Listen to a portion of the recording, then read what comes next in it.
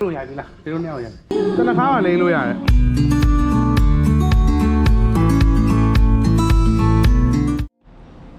ကားဆောင်နေပါပြီအားလုံးပဲမင်္ဂလာပါတီအောင်ဝင်ဘလော့ကနေပြန်လည်လို့ကြိုဆိုလိုက်ပါရစေဒီနေ့ကိုတော့ကျွန်တော်တို့မန္တလေးပြည်ဦးလွင်ကိုတွားဖို့အတွက်ပြင်ဆင်ထားပါတယ်ခင်ဗျာဘယ်လိုလဲ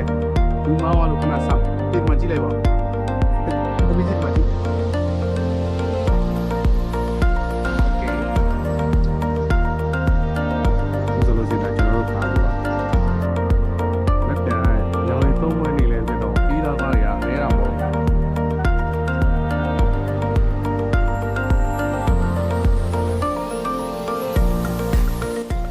ကျွန်တော်တို့ခုကတော့တုံးစံအတိုင်းပဲမြန်လမ်းမှာရှိတဲ့တမုတ်တီဘုရားကိုဝင်ပြီးတော့ခီးလမ်းမှာဘေးရန်ရဲ့ကင်းမို့အတွက်ဝင်ရောက်ဆူတောင်းပြီးတော့ကြော့ပြီးတော့မြစ်တာပို့ခဲ့ကြပါတယ်ခင်ဗျာ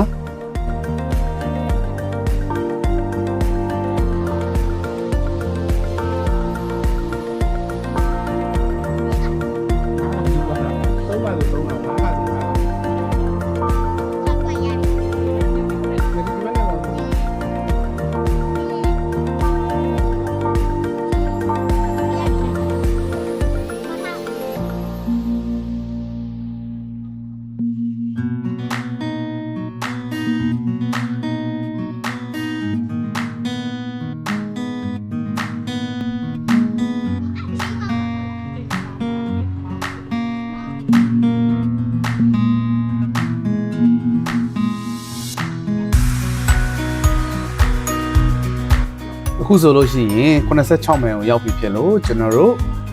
ညစာစားဖို့အတွက်ကိုပြင်ဆင်နေကြရပဲဖြစ်ပါတယ်ခင်ဗျာဒီနာလားဘူးရှိန်နဲ့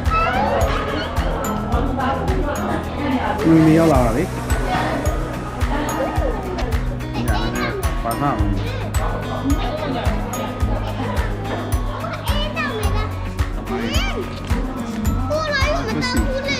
အမေတို့ကလည်းဟဲ့အမေစားပြီးမှဒါတော့အရှင်မတော့လေအမေစားပြီးမှအလုပ်ကြောင့်လည်းသမီးနဲ့မအားလို့ကြောင့်လေတော့ဒီတော့စားအမေတော့မအဲ့ဒါမပြောမအေးတော့ငါကဲပြီးတော့အလုပ်ကြောင့်လေးပါ必须跟我多少？这不没按摩。အရှု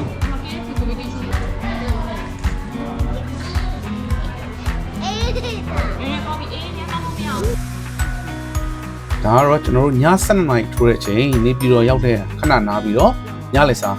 သုံးဆောင်မှာဖြစ်ပါတယ်ခင်ဗျာဘုတ်တွေဒီမှာဘယ်လောက်မှနေလဲဘုတ်တွေဘယ်လောက်မှနေလိုက်ကိုဒီမှာကျွန်တော်နဲ့လေတမ်းမလားတမ်းဘာကြီးပါလဲကျွန်တော်တို့မနေ့9:00နာရီထိုးတဲ့အချိန်မှာမန္တလေးမဟာမြတ်မုနီဘုရားကြီးရှိကိုရောက်ပါတယ်ခင်ဗျာဘုရားကြီးရဲ့ရောက်ဘက်ချမ်းလာမသိဘူးအဲ့မှာမနေ့စောစောဆိုတော့တကားမဖွင့်သေးဘူးကျွန်တော်တို့ရှေ့ကားပါကင်ကြီးဘက်ရှိတဲ့ဘက်ချမ်းကနေပြီးတော့ဝင်ရောက်သွားပြီးတော့ပြန်ပြီးတော့ဝင်ရောက်ရတယ်ခင်ဗျာဟမ်ဒီမှာငါးတွေပြည့်ပြည့်မြတ်တယ်ဒီနေ့ဟုတ်ဒီကန်နော်ဟုတ်တယ်နော်ငါးတွေပြီးနေ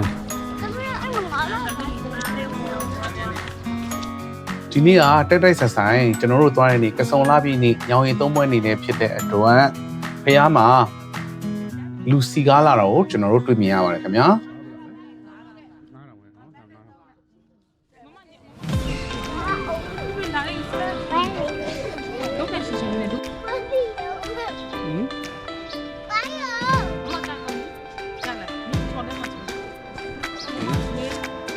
မန္တလေးမဟာမြတ်မုနီရသော်ဖះကိုနေ့စဉ်နဲ့4နာရီခွဲသို့မဟုတ်9နာရီဝန်းကျင်မှာဆရာတော်ကြီးကိုယ်တိုင်ရုပ်ပွားတော်မြတ်ကြီးကိုမျက်နှာတော်ပြပေးတဲ့အစဉ်အလာရှိပါတယ်ခင်ဗျာကျွန်တော်တို့ရောက်သွားတဲ့အချိန်မှာလည်းဆရာတော်ကြီးကိုယ်တိုင်ကရသော်ဖះကိုမျက်နှာတော်ပြပေးနေတာပဲဖြစ်ပါတယ်ခင်ဗျာ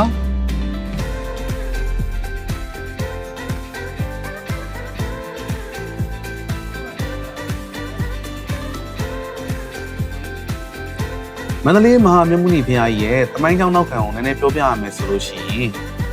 မဟာမြတ်မုနီရုပ်ပွားတော်ကြီးကပရမမူလကတညဝရီရခိုင်ပြည်နယ်မှာအိမ်ဝန်ဆံပေတော်မူခဲ့တာဖြစ်ပါတယ်ခင်ဗျာတမိုင်းမတန်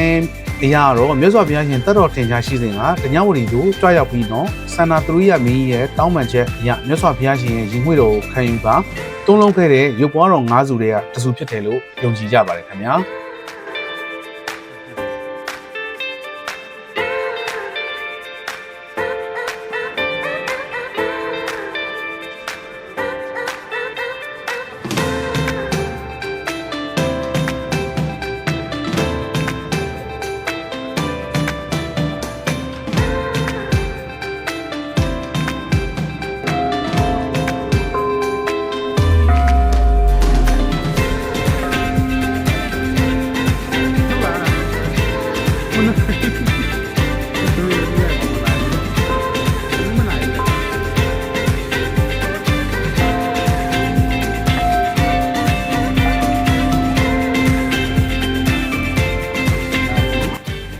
ငလင်တန်းကြောင့်ပြိုပြက်သွားတဲ့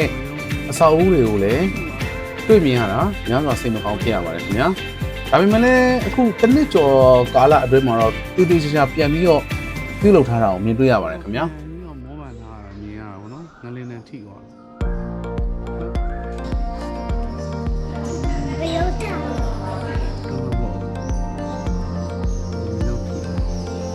း ဖျားရင်ပြင်တော့မြောက်ဘက်မှာတော့ရှေးအောင်ရခိုင်ကျေးရုပ်ကြီး6ရုပ်ရှိပါတယ်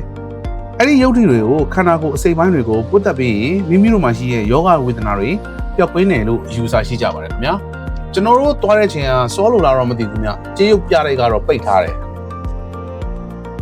အခုမြင်တွေ့နေရတဲ့ကျေးမောင်းကြီးကမြန်မာနိုင်ငံမှာအကြီးဆုံးသောကျေးမောင်းကြီးတွေကတစ်ခုဖြစ်ပြီးအချိုးအစားအရန်ကိုပြည့်ပြပါတယ်ခင်ဗျာ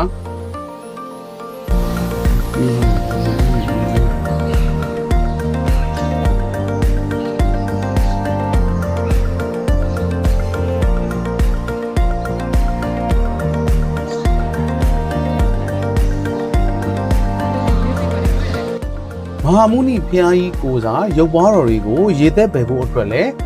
နေရာဌာနကိုတည်တည်ချာချာထားရှိပေးထားပါတယ်ခင်ဗျာ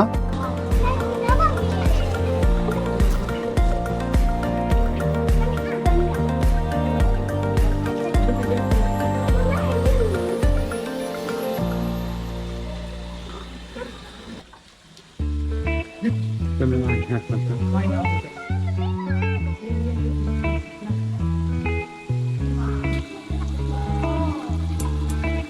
这怎么给我？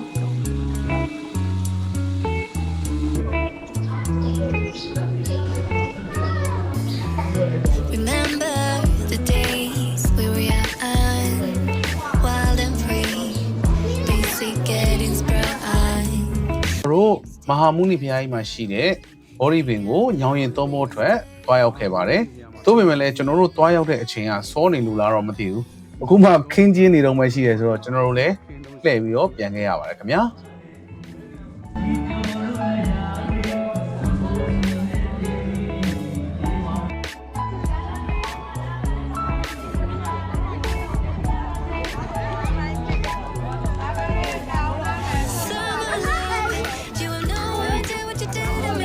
ဖျားကြီးရဲ့အရှိတ်ဘက်မုံနဲ့တောင်ဘက်မုံကြားအရှိတ်တောင်တောက်မှာပေါ့နော်ကျယ်ဝန်းတဲ့ရေကန်ကြီးရှိပါတယ်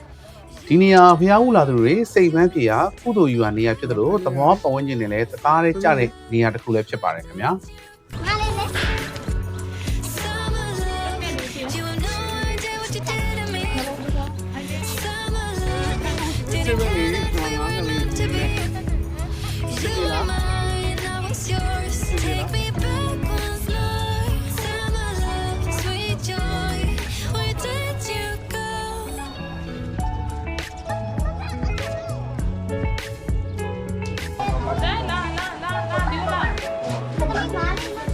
ငါလေးလေ ငါရိုင်းငါရိုင်း ပြီး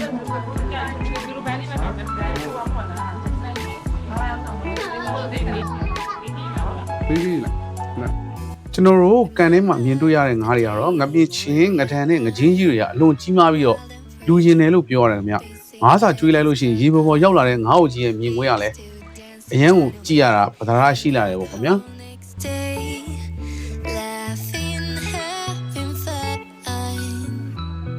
အခုဆိုရင်မြင်တွေ့ရတဲ့မဟာမုနိဘုရားကြီးရဲ့အယုံတက်မြင်ကွင်းရလဲအရန်ကိုလှပပါတယ်ခင်ဗျာ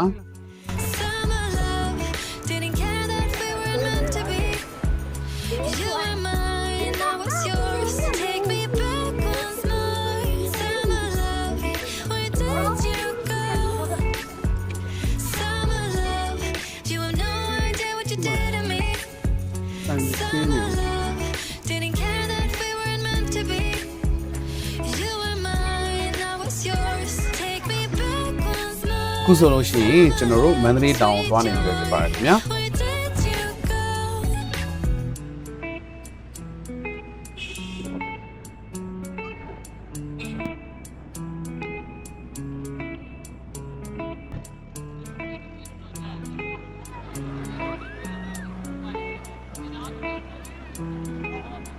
go?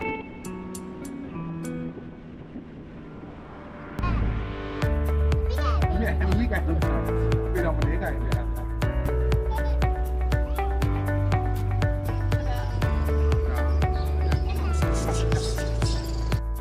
အခုဆိုလို့ရှိရင်ကျွန်တော်တို့မန္တလေးတောင်ပေါ်ကိုရောက်ပြီးတော့ဖျားဖူးဖို့အတွက်ကိုချင်းလင်းတက်နေတာပဲဖြစ်ပါတယ်ခင်ဗျာဖျားဆောင်ထဲမှာရှိတဲ့ဈေးဆိုင်လေးတွေကလည်းအရန်ကိုစီကားလာပါတယ်ခင်ဗျာ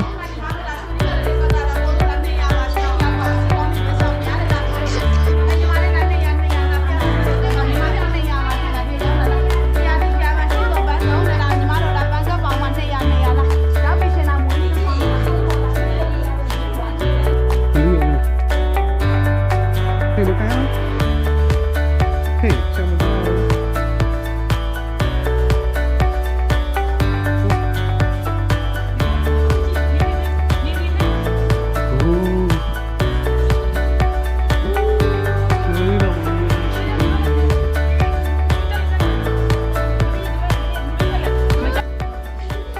မှန်စီရွှေချလာတယ်ကင်လုံးကြီးတွေကိုနေထိုးလိုက်တဲ့အခါ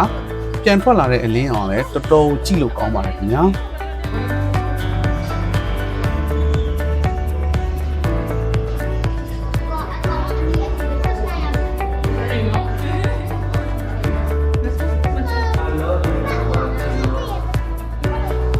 မန္တလေးတောင်ရဲ့တမိုင်းကြောင်းကိုပြောရမယ်ဆိုလို့ရှိရင်ရှေးအစဉ်လာယုံကြည်မှုအရမြတ်စွာဘုရားရှင်ဟာသာသနာနှစ်2400ကျော်တဲ့အခါမှာဒီတောင်တော်ရဲ့ခြေရင်း၌သာသနာတော်ထွန်းကားစီပေမဲ့မြို့ကြီးတစ်မြို့ပေါ်ထွန်းလာလိမ့်မယ်လို့ဗျာဒိတ်တော်ပေးခဲ့ပါတယ်ခင်ဗျာထိုစဉ်ကတောင်ဆောက်ဘလူးမှစန္ဒမုခိယဘုရားရှင်ကိုကြည်ညိုလုံးလို့မိမိရဲ့ရင်သားနှစ်ဖက်ကိုဖြတ်ပြီးလှူဒန်းခဲ့ရနေပြီးတော့ဘုရားရှင်ကပြုံးတော်မူပြီးနောင်ခါဤနေရာမှာမင်းကောင်းမင်းမြတ်ဖြက်လက်တန်ဟုဝင်ကြားခဲ့တဲ့အမိုင်းရှိပါတယ်ခင်ဗျာ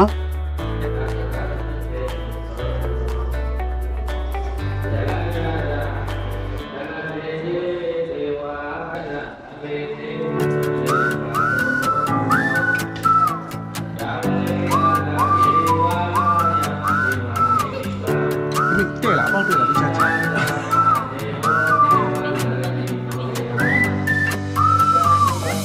啊，飞满你。 တကယ်တမ်းမန္တလေးတောင်ကိုအထွတ်အမြတ်နေရာဖြစ်တိုးမြင့်ခဲ့တာကတော့မင်းတို့မင်းကြီးပဲဖြစ်ပါတယ်ခင်ဗျာ1918ခုနှစ်မှာမန္တလေးရေသနာပုံနေပြီးတော့ကိုတည်ထောင်တဲ့အခါမန္တလေးတောင်မြို့ရဲ့အောင်မြင်အဖြစ်သတ်မှတ်ခဲ့ပါတယ်တောင်ကြီးမှာကုသိုလ်တော်ဘုရားစန္ဒမုနိဘုရားစတဲ့သာသနာအဆောက်အုံတွေကိုတည်ထားခဲ့ပြီးတောင်ပေါ်နန်းတွေကိုလည်းစပြီးတော့ပြုပြင်ခဲ့တာဖြစ်ပါတယ်ခင်ဗျာ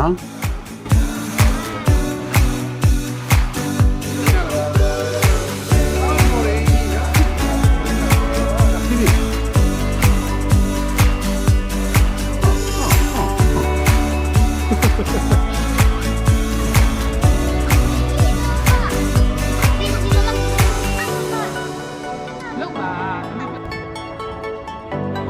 ပိတ်ကိန်းတော့ဝင်တယ် 反正是这样，好吧。然后再放。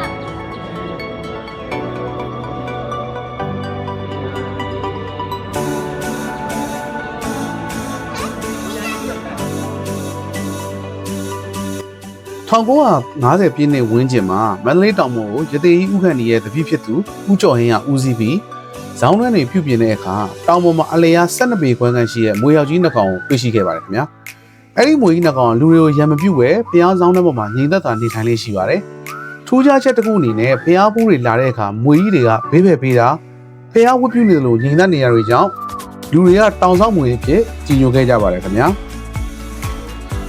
ဒီမွေကြီးနှစ်ကောင်က1958ခုနှစ်ခန့်မှာတကောင်ပြီးတကောင်တည်ဆုံသွားခဲ့ပါတယ်။မွေကြီးတွေတည်ဆုံသွားတဲ့အခါမှာတော့သူတို့ရဲ့ရုပ်လောင်းတွေကိုဆေးစိမ်ပြီးမှတ်သက်တာနဲ့ထည့်သွင်းကအမှတ်တရသိမ်းဆည်းခဲ့ကြပါတယ်ခင်ဗျာ။နောက်ပိုင်းမှာတော့ယနေ့မြင်တွေ့ရတဲ့ကြောက်သားရုပ်ထုကြီးနှစ်ကောင်ကိုထုလုပ်ပြီးကိုးကွယ်ခဲ့ကြတာပဲဖြစ်ပါတယ်ခင်ဗျာ။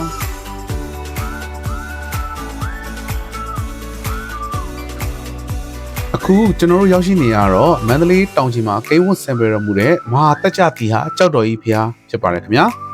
ကြောက်တော်ကြီးဖျားဆိုရင်မြန်မာသမိုင်းမှာပြည်သူ့ကပညာရေးမှာအထက်လွန်ထူးခြားတဲ့ဖျားတစ်စုဖြစ်ပါတယ်ခင်ဗျာကြောက်တော်ကြီးဖျားမှာပွဲရှိတော့လူတွေတော်တော်စီကားလာတာကိုတွေ့မြင်ရပါတယ်ခင်ဗျာ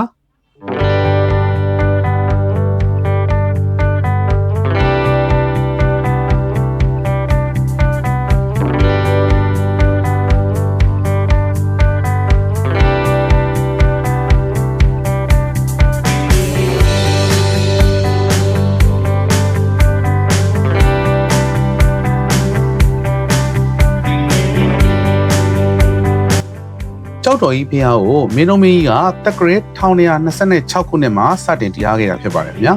မန္တလေးရတနာပုံနေပြည်တော်ကြီးတည်ထောင်ပြီးတဲ့နောက်မှာမြို့တော်ရဲ့ကျက်သေးဆောင်အဖြစ်ရွယ်ပြီးတည်ဆောက်ခဲ့ခြင်းဖြစ်ပါတယ်ခင်ဗျာ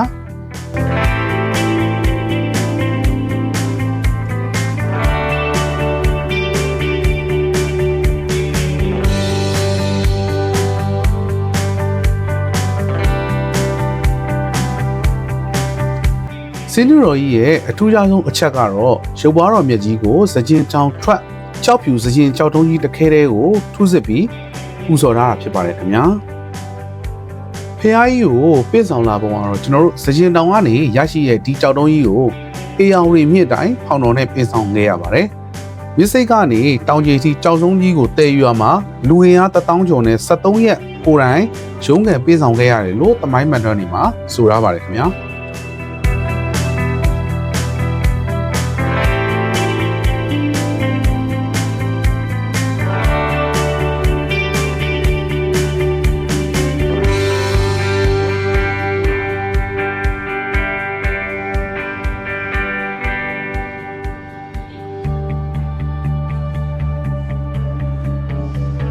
ဖះကြီးရဲ့ပရဝုံဝင်းထဲမှာပဲအမတ်တရအနေနဲ့တနခါလိမ့်လို့ရအောင်ထားရတဲ့ဟိုကျွန်တော်တို့မြင်တွေ့ရပါတယ်ခင်ဗျာအဲ့လိုရှိတယ်လာတော့မလားမ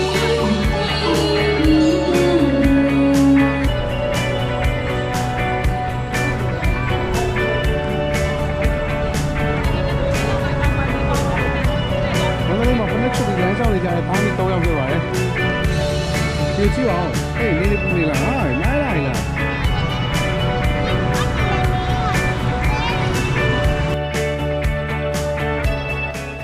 ကျွန်တော်တို့အခုရောက်ရှိနေရတော့မန္တလေးတောင်ကျင်းမှာရှိတဲ့လောကမာရစိန်ကုသိုလ်တော်ဘုရားပဲဖြစ်ပါတယ်။ကဖအကြီးဆုံးစာအုပ်ကြီးလို့တင်စားခေါ်ဝေါ်ကြတဲ့သမိုင်းဝင်ထင်ရှားတဲ့ဘုရားတစ်ဆူလည်းဖြစ်ပါတယ်ခင်ဗျာ။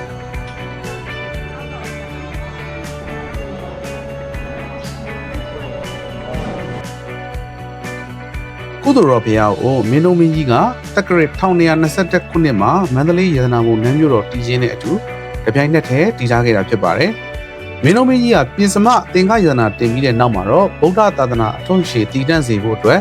မိဂတ်တော်တွေကိုကြောက်စာထက်မှာရေထိုးပူဇော်ခဲ့ပါတယ်ခင်ဗျာဒီဘုရားရဲ့အထူးခြားဆုံးအမှတ်အသားကတော့ကြောက်စာတိုင်းကြီးပဲဖြစ်ပါတယ်မိဂတ်3ပုံပါဠိတော်တွေကြောက်ချက်ပေါင်း929ချက်ပုံမှာရေးထိုးထားတာဖြစ်ပါတယ်ခင်ဗျာကြောက်စာတစ်ချက်ချင်းစီကိုဂူဗိမ့်မှန်တစ်ခုစီအတွင်းမှာစနစ်တကျ site to ထွေထင်းထားပါတယ်ခင်ဗျာဒီကြောက်စာတိုင်းအားလုံးကိုစာမျက်နှာတွေလို့သဘောထားပြီးစုပေါင်းကြည့်လိုက်လို့ရှိရင်ကမ္ဘာအကြီးဆုံးကြောက်စာစာအုပ်ကြီးဖြစ်တာကြောင့် UNESCO ကကမ္ဘာမှတ်တမ်းအမွေနဲ့ Memory of the World ဖြစ်သတ်မှတ်ထားပါတယ်ခင်ဗျာ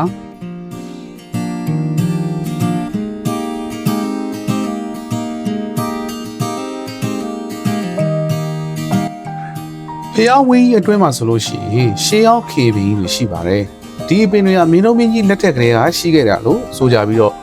အေးရိပ်ရတယ်လို့ခေပန်းရတဲ့တွေနဲ့အမြင်သိပြတ်နေတတ်ပါတယ်ခင်ဗျာ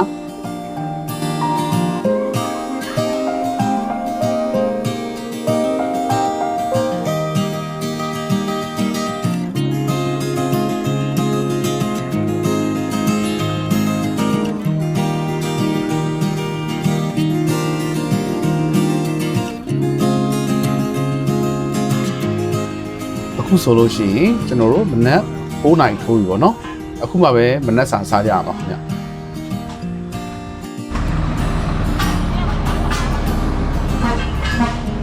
ကုသိုလ်တော်ဘုရားရဲ့အပြင်ဘက်မှာရှိတဲ့ဈေးတန်းမှာ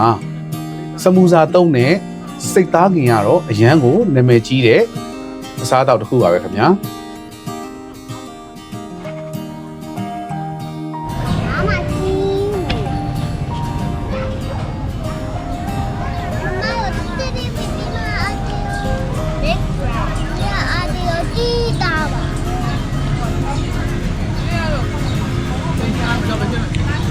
卖去买。你当买的对吧？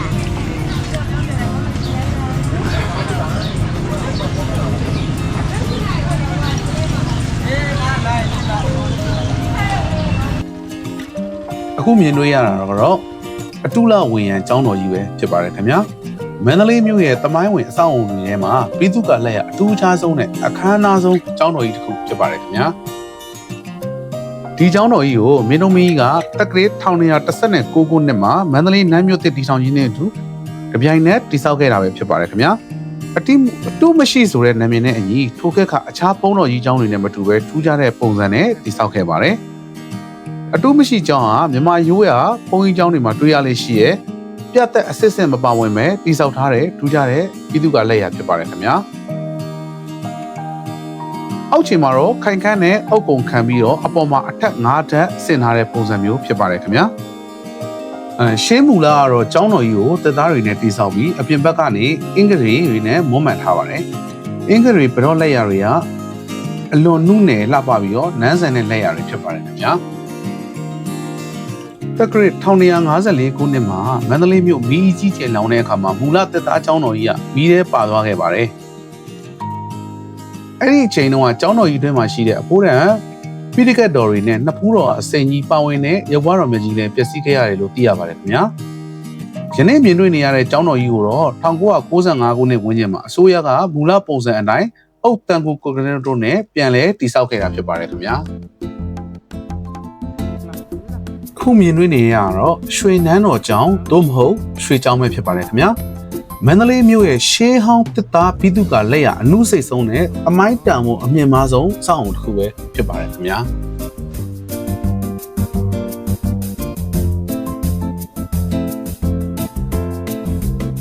ဒီကျောင်းတော်ကြီးရဲ့ထူးခြားချက်ကမူလကဘုန်းကြီးကျောင်းဖြစ်ဆောက်လုပ်ခဲ့တာမဟုတ်ပဲမန္တလေးနန်းတော်ဝင်းအတွင်းကမြောင်နှန်းဆောင်တစ်ခုဖြစ်ခဲ့တာပါမင်းတို့မင်းကြီးကသူ့ရဲ့နောက်ဆုံးအချိန်တွေမှာဒီအဆောင်မှာပဲဆံမြန်းပြီးနေရဆန်ခဲ့တာဖြစ်ပါတယ်ခင်ဗျာ